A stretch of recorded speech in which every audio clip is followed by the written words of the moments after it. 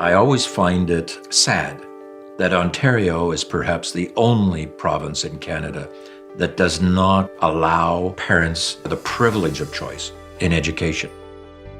These children are not getting the service in the publicly funded system. It is estimated that Ontario is spending approximately $11,000 to educate each student in the system. That $11,000 works out to about $275,000 per classroom. So that means in the public system, nearly $75,000 per classroom is not directly reaching the students.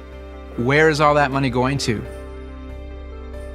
Our school is doing it for half the cost. Does that mean students are getting less? No.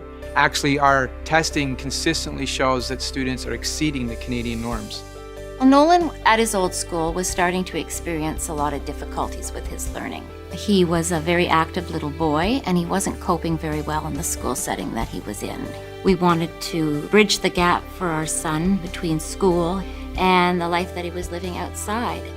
The reality is there's a lot of students falling through the cracks, and those parents that have kids that are falling through the cracks get frustrated, so they are looking for solutions and they start looking elsewhere when they can't find them in the public system. If you've got the money, you can access a private school, you can access tutoring, counseling. However, if you don't have the income, you can't get into the neighborhoods where maybe those schools that you'd like your child to be in are located, because the boundaries in most of Ontario are strictly enforced. If you can't afford to move into that neighborhood, your child can't go to that school. When it comes to other kids that maybe can't afford to take their children and put them into a private facility, I'd like to be able to see that happen with funding, with taking your own tax dollars and putting it towards the type of school that you want to have your child attending, rather than putting it into one basket and maybe having it mismanaged for your child.